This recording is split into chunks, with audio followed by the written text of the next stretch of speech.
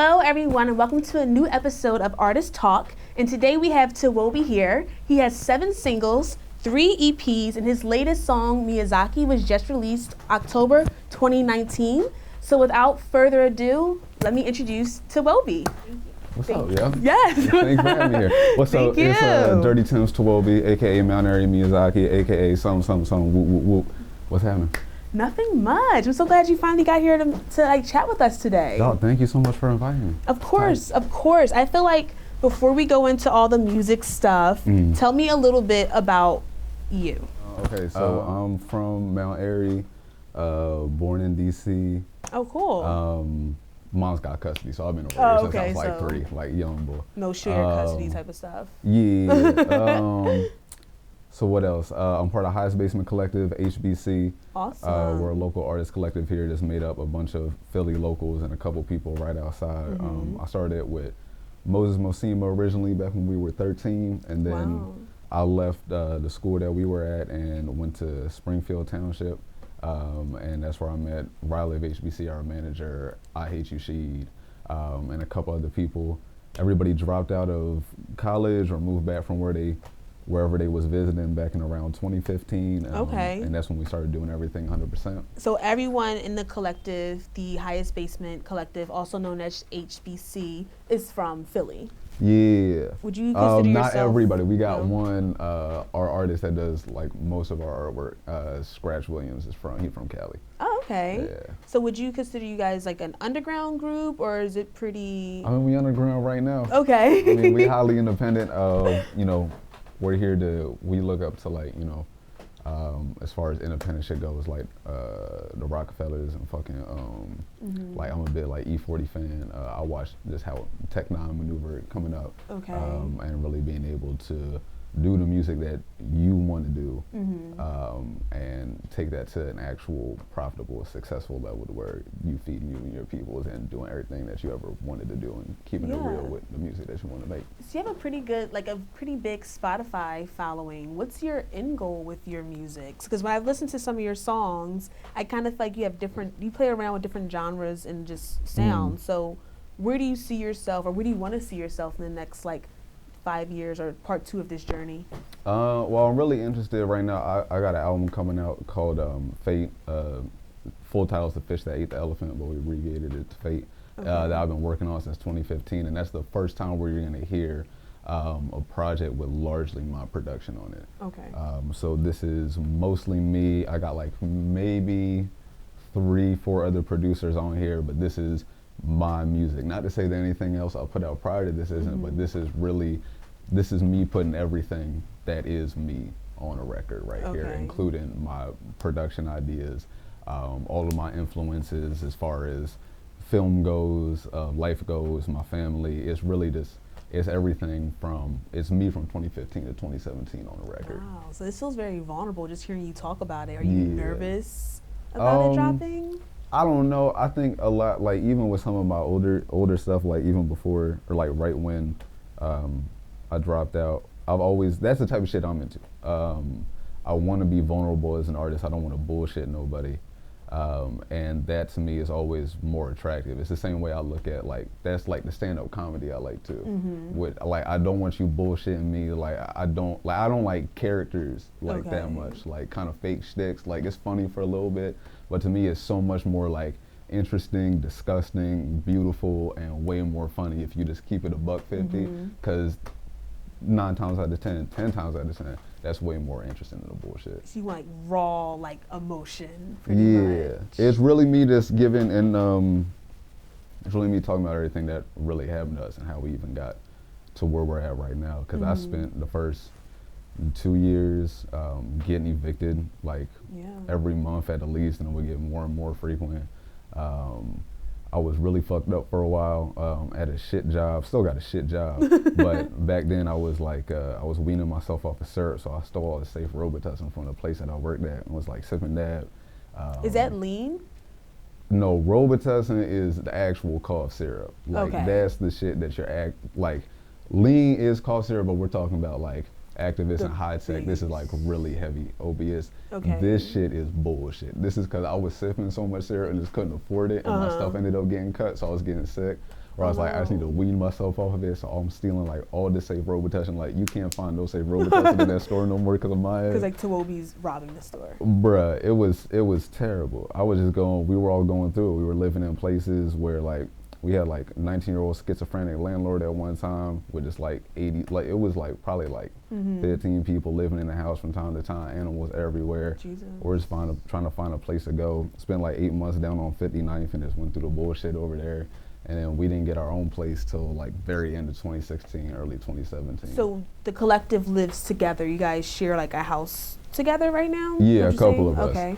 So what did that do for your creativity? It sounded like that whole tumultuous period of your life, how did that change your creativity? Did it stifle it? Did it hinder it? Challenge it? No, it was really like, I mean, it's everything. At the end of the day, even during that shit time, I was doing everything that I always wanted to do. Like as a kid, like the short term was always, I want to be able to do what I want, when I want, make the music I want, and I'll figure out the rest. Okay. And that's exactly what we were doing. So to me, it was like, this is it. So I use all the time that I had really like just to make music. Like I was really kind of done bullshit. And I mean, you still bullshit here and there's life. You got to try and have fun. But like I was really just doing music and then get in the house, like really kick that shit into gear 100%. That's why I re-recorded the entire project. Wow. So you always knew since you were a kid that you wanted to be a rapper? Yeah, like once I found out this was a thing, I was like, oh bro, I'm doing this. Like there's no doubt. So who was the first rapper that you heard that influenced your sound? Dead ass. The first is either hearing Gin and Juice or California Lugs. My dad used to play it on the low, or cause oh my god, my timeline is so shitty. It's that or honestly, it's that or like the Men in Black rap that Will Smith made for the movie. Like whatever the fuck that came out, bro. I just remember once I heard this shit, I was like, oh no, I'm gonna do this. And like I couldn't get no other music in my mom's house, so unless I snuck it, the only thing I could get in was Will Smith CD. So that was like He's the a very first. clean rapper. Oh my god, You're not a Jesus clean Christ. rapper. No, not at all. Not at all. It's interesting you say like California Loves. I was listening to one of your singles and it gave me like a Dr. Dre vibe. For which one? What is it? Is it Out All I Need or like? Oh, I Need? Yeah. Yeah, that's actually Chad Roto produced that.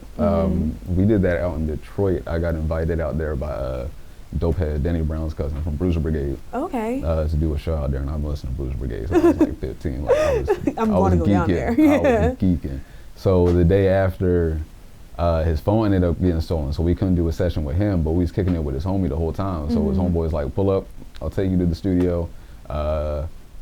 It was like the day we were supposed to leave too. We were just like, however much time we got, we'll get it, we'll cut a record. And we went in there, and it was the first beat that Chad had up on the computer. He was working on it when we walked in, and then Tripp ended up coming with the hook, and it was a rap from there. What's that process like? Because just hearing you talk about it, it seems like pretty streamlined, but I'm pretty sure it's not what it's like. Where you're actually in the thick of trying to get people to come together and create a sound and music. I don't know. You just kind of like, I don't know. You let everybody just do their thing and kind of see what happens. We were just sitting there getting fried and getting drunk.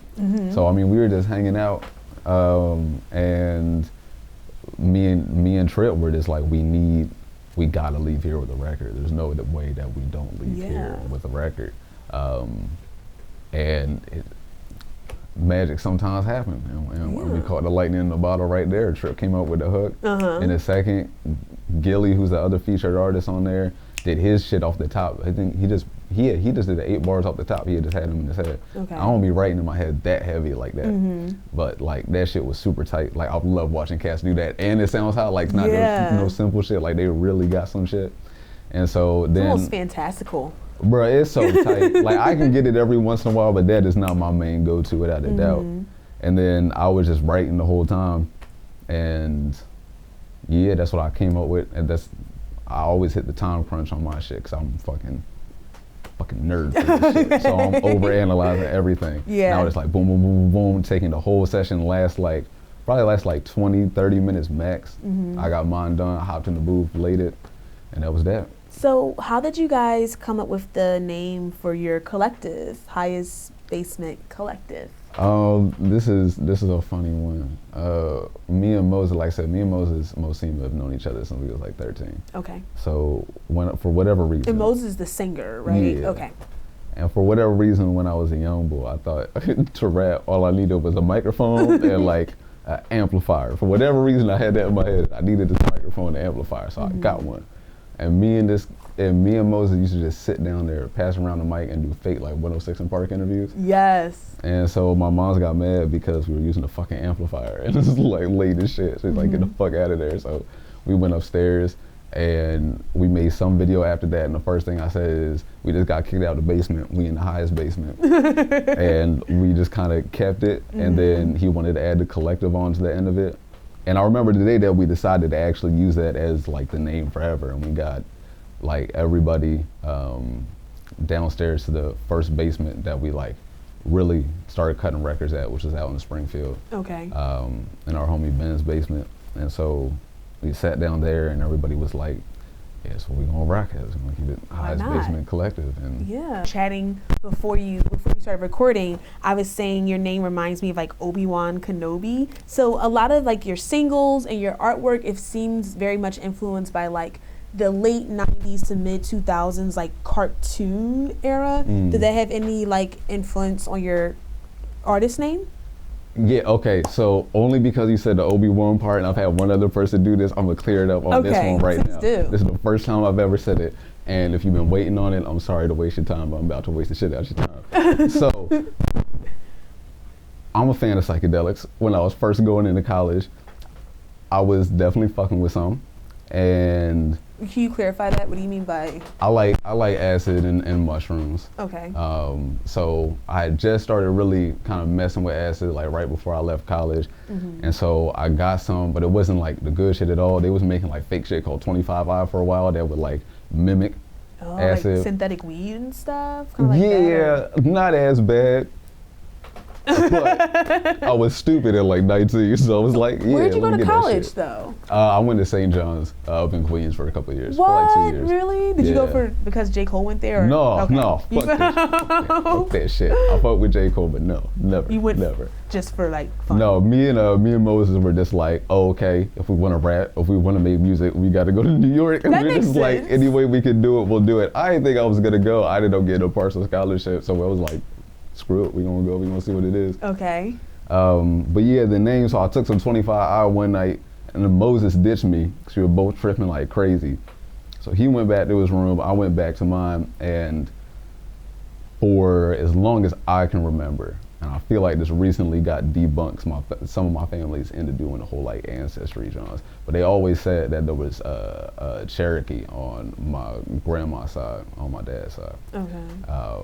And so when I was real little, I got really into Shaman King, but then I started looking into like actual shamanism. It's how I found like books at Barnes and Noble and shit. And so for one of them, I was looking how to find your spirit animal, right? Yeah. So long story short, you do you like find a rock, and if the rock looked like something to you, that means that's what your spirit animal is, right? So I saw a hawk, and then after that I had like real weird experiences with hawks for a while. Okay. Like I was riding down a hill and one wouldn't stop following me, and it just gosh. stopped where I stopped, and we gave each other a head nod, and then we dipped hawks off. inside. Bro, it was so weird. And then I started having like, I had one real weird dream, but like the Egyptian god Horus, who got like the big hawk head, and so I kind of like stopped monkeying with that shit then, but that shit always stuck with me.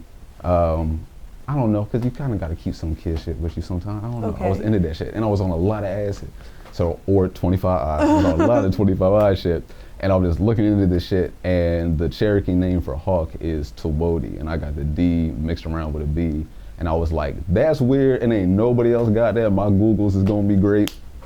I'm just gonna rock with it. No, yeah, definitely. When I typed you in Google, I found you. I didn't have to like look. But is this like a stage name that is often hard to pronounce for like your presenters? You run into a lot of people who don't know how to say it. It's so stupid. But like I said, I don't know. I can't run away from it now, so it's whatever. But I even make fun of it on the Backwoods EP. throughout that project, you're following like two kids just smoking in the wheel and listening to HBC radio. And so the radio host is constantly pronouncing my name wrong. He's like Tawobi, yeah. It's like Tawobi, Tippy Toes, some other John. Like they just had like, I just let the mic run and just let them do shit. But do you like to do skits with your singles? I think it's 2 songs that have kind of like skits. Is it the White People song where like... White People song does have a skit at the end.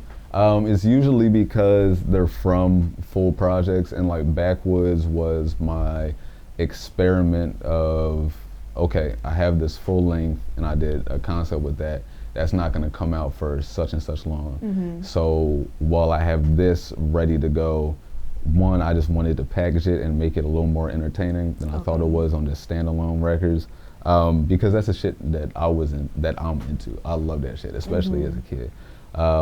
So that was our way of packaging it, and then as a small artist, it is not in your favor to have a single version and an album version of a record. Why not? Because then you're losing all your streams from that previous. So if I put out a single version of White People song without the little skit at the end, and it racked up what it has now, I don't know, what is that, probably between 30 and 50. And then I would go out and drop Backwoods the whole tape and put it out as an album version. None of those 30 to 50,000 listens would be there, and I'd be starting back at zero. Wow.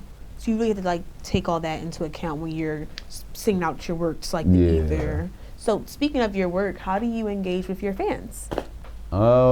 Honestly, social media, and then I try and do as many shows as possible, because there's nothing that beats this at the end of the day. And I was definitely slipping with that because I had a little problem with Xanax after getting off the block, so I was not doing shows and getting out there, and I saw my shit suffer. And not even just as like your numbers game, just like I have to be able to do this. I have to be cordial. I have to be able to get my message across. To be a fully rounded artist to operate, it's not just sitting there and making music, no matter how much you want it to be. True. This is like the other leg. Yeah. You mentioned like the Xanax and the Robitussin. I don't want to keep going back and forth, but you do mention it a lot. Is it right for me to assume that maybe you had like just some issues with drug abuse? Oh yeah. Okay. Do you mind talking about that for a little bit? No, it's cool. Yeah, I'm cool with it. So like, when did you know you had a problem? I knew I really had a problem. The first time was when I woke up and it felt like someone was stabbing me in the stomach, and I had been like, and don't get me wrong, like I must be lightweight as hell, because personally I wasn't drinking that much syrup, but however you see shit. Me, I wasn't drinking that much, but at one point I was emptying bank accounts just to get some so I could go to sleep that night. So like, I woke up one day and I gotta go to work, and it feels like I've never been stabbed in the stomach before, but it feels like I got stabbed. And I'm sitting on the toilet, and it's like been like 45 minutes to an hour, and I was like, bruh, I can't miss today, like I need to check. So I'm just sitting there, you have one of those. I felt like I had a little Elvis moment on the toilet where Elvis must have talked to God while he was on that like, shitter. I'm about to die. I was just like, bro, I swear I will never sip this shit again if you let me go to my job and get this check, 'cause I can't not get this money. So that's the first time I knew I had a problem. And then, because you're a casual user, I mean, you mentioned psychedelics, so like I would think it would probably take a while to like, you go from being a casual user to like, oh, I think I actually abuse drugs. Like opiates are rough, and opiates are different. Opiates also, I was going to that because I was running away from like some other shit. Like I got like, not really dumped, but something that looked like it was gonna go somewhere with someone that I thought I really fucked with went left. And so I used that as an excuse to, bet, I'm gonna do what the fuck I wanted to do for a little bit. And I always said, so I was like, this is the shit that I've been wanting to do for a little bit. So I was just sipping all the time. And I wasn't like a real like out there user, like you wouldn't see it. This is when I got home. Of course. And I would pour up by myself throw the rest on the L, pop like half a Xanax just because I couldn't afford that much in the first place. And yeah, the Xanax is what I was worried about the most because I had OD'd on Ativan in high school. Oh my goodness. I just had someone like feeding it to me throughout the night and I was getting too drunk and feeling myself. I just What does stopped. Ativan do? It's the same thing. It's a benzo. It's a Okay. low grade Xanax. Okay. So long story short, the worst it got was I was only going from work to the house to record. I had gotten off of Xanax and was off of the syrup, but the lasting effect was I already had really bad anxiety, and hopping off of Xanax like that just shot my shit through the roof. So then I turned to popping Adderall, jacking a 6-pack, and just chain smoking backwoods and doing like 8-hour studio sessions by myself. Man. Which isn't good either. So How did you get yourself off of that? How do you deal with your anxiety now? Because I'm someone who also has anxiety, and it just gets, and I don't take any medicine aside from like, I'll smoke a L or whatever, but like, I know what it's like to, for me at least, to be just so overwhelmed with every emotion imaginable all at once. It just hits you. So how did you learn to kind of cope with those feelings? Part of it was I got into a year-long relationship that made me kind of have to get past that. Like if I wanted to be with this chick, I couldn't, like I was showing up to like the bar drunk just because of how bad my anxiety was. So I was showing up to dates already fucking blasted 8 times out of 10. And then it got to a point where no one had ever said anything, like no one really had ever said anything to me about it. And she was like, nah, bro, this is getting like noticeable as hell. Oh no. And I was like, oh fuck, okay, nah, I can't. So I chilled out with that, and then once we broke up, I kind of just went back into picking up where I left off for a little bit, unfortunately. But for me right now, it was just figuring out where all that was really coming from. Okay. And also realizing that like I can't function like this for what I need to do. Like I'm an independent artist. I'm not getting driven around by a label that's already setting all this stuff up for me. Yeah, he's going to cover this up. Exactly. I can't be slipping is really what it was. And it was like, nah, bro, I'll do this, and this for work. But when it comes to, I can't just go out there and really get obliterated. I was also just burning myself out because my habit was, I'm gonna take like a 10 to 20 milligram Adderall, I'm gonna chain smoke L's, and I'm gonna close the door, and I'm gonna write and record and make beats. Because you burn yourself out. Burnout culture is so real, especially for millennials. One more question before we go into your performance. Does your mother listen to your music? She does sometimes. I definitely don't always suggest it. Me and my dad are more. I don't suggest it. No, me and my dad are more connected as far as the music thing goes. I actually put out the first little clip of a podcast that we did today. Awesome. We did like a 3.5-hour talk because the whole album started with a conversation that we had when I first dropped out, where he first kicked me the idea of eating the elephant, which is you have this giant task. In this case, it's the elephant. There's no way that you can eat it in one day. Okay. It doesn't work like that. So you eat as much as you can every single day. And that's kind of that's what I applied to my life and how I got to this point of even getting the album done and getting myself together. It was a conscious acknowledgement of I need to do this work either on myself or on my music every single day. And sometimes you can't do that much. Sometimes you're fucked up. But you need to make a step forward every day, even if it's a baby step. That's deep. Thank you, Tawobi, so much for coming out. We'll be back with a small performance. Welcome back to Artist Talk. And before we wrap up today's episode, we have Tawobi here performing one of his newest singles, Miyazaki. 2, 3, 4. What's up, everybody? If anybody feels especially lonely after this past holiday weekend being a Valentine's Day, I got a song for you. Miyazaki, Mia, stop me. Right in the heart, watch my world fall apart. When Mia drop me now, I got a fresh start. I feel like Miyazaki, Zaki, Mia, stop me. Right in the heart, watch my world fall apart. When Mia drop me now, I got a fresh start. I feel like Miyazaki, come here, I'm a Miyazaki, Mirakami. If I don't know, I just wanna see the Murray. Hit my line now, everybody wanna party. Come here, I'm a Miyazaki, Mirakami. I castle in the skies where my head stay. Ever since I missed my princess, mother, okay. Empty on the inside, I feel like no face. Mask on when I go out, I look like ghost. A whisper from your heart went a long way. Even when it's off brand like all day. Wars in my summer go all day. You ignore it away like it's a stretch new fatal shoe.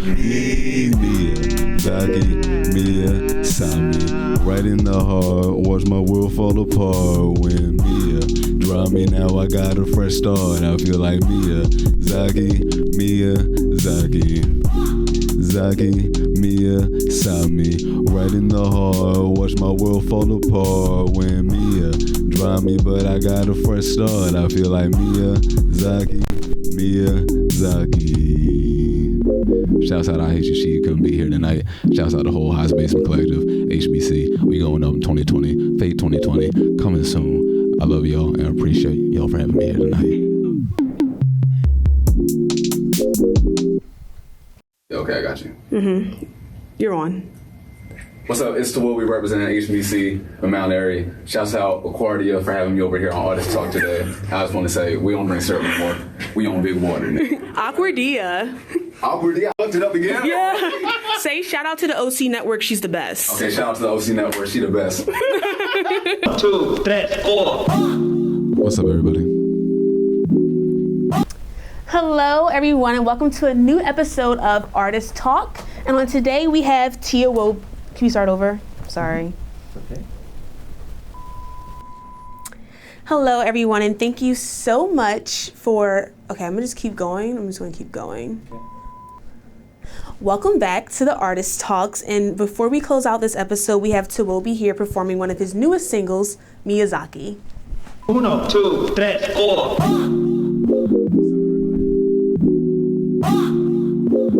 Whoa, let's cut it out. Hello. Yeah, sorry about that. That was my fault. Oh, good. Let me just run that back. 1, 2, 3, 4. What's up, everybody?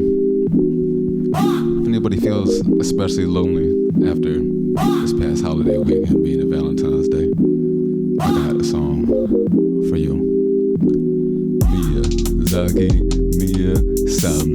right in the heart. Watch my world fall apart when Mia draw me now. I got a fresh start. I feel like Miyazaki, Sami, right in the heart. Watch my world fall apart when Mia draw me now. I got a fresh start. I feel like Miyazaki.